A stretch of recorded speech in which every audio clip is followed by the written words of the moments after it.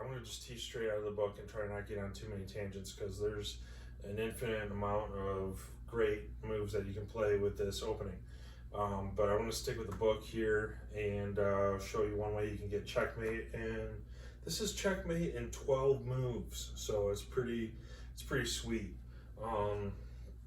Let me start things over here on the board. One moment, bear with me. And we'll get things going here in a moment. Once again, I said this is the Spanish game, also known as the Ruy Lopez. It's really cool. So it starts off with E4, E5, both teams attacking the center. If you didn't know, the center is these four squares, E4, E5, D4, D5. And then we're gonna go knight to F3, and that's attacking that pawn there. And black is going to respond with knight to C6, which is defending this pawn and increasing development on their queen side, which is nice and all. But white has a reply of bishop to C5, attacking the knight. And this is, so far, the Spanish game. This is the Ruy Lopez. So I'm going to just try to stick with the book from now on and not get into too many tangents. All right, so after bishop b5, let's say black goes d6, defending this pawn. And let's say red castles. Good move. And red has followed the ABCs of chess, by the way. Attack the center, move out a bishop and a knight, and castle. And if you do that really fast, you're going to have good defense, and you can start playing offense right away, and you don't have to worry so much about your king because he's protected now. So anyways, without further ado, let's stick to the program, not get on too many tangents. And so we've just castled, and now let's say black goes knight to f6, attacking this pawn, which is all right. You know, it's not the end of the world. It's not that big of a deal. Let's count it. Black is still 2 moves away from being castled, and red is already castled, and red is going to be ready to start attacking here. So after knight to c6, we're going to play d4, which I love this move because it opens things up, and it's going to lead to checkmate here in 7 more moves. So that's pretty sweet.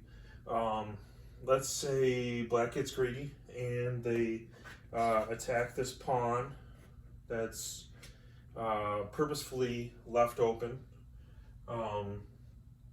Then red, just instead of recapturing here, or instead of just capturing this pawn on here, which isn't the worst move, this is the way better move.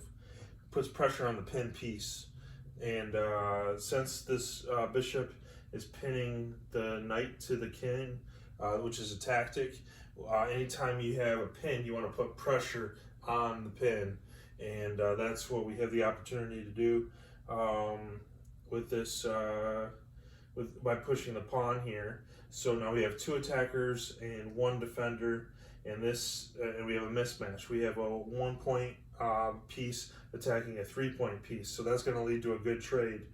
And so it doesn't really matter from here. It's all downhill from here for black. It doesn't matter how they respond. So we are on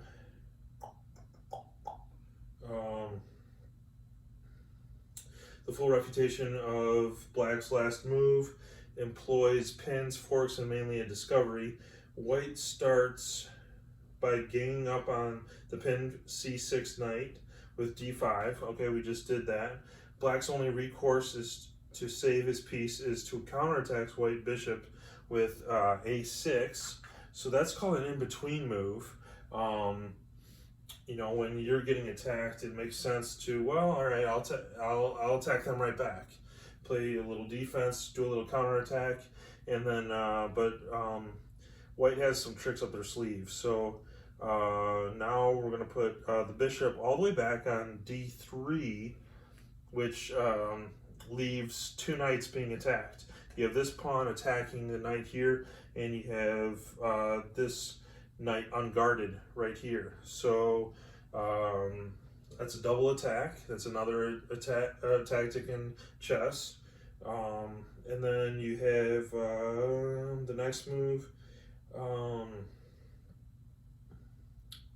So black must answer with knight to f6, getting this knight out of the way.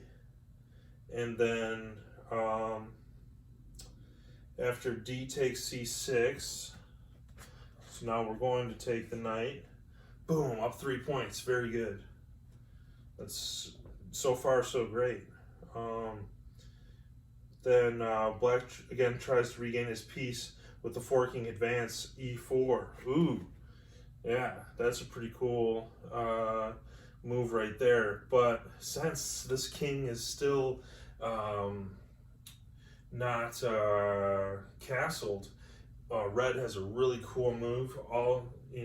Another cool in-between move, counterattack. I believe the next move, yep, is rook to e1, pinning the pawn to the king. And then after that, black must protect his e-pawn by going to d5 right here. But that gives white the time to move one of his menace pieces away without fear of the other's capture. Bishop to e2, great move. So bishop to e2. And this move looks a little weird because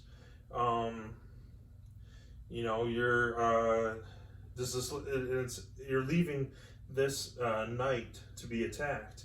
However, let's let that happen and sacrifice it. So e takes f3 and see what happens. We have a discovery attack lined up. So this is another X-ray attack, right? After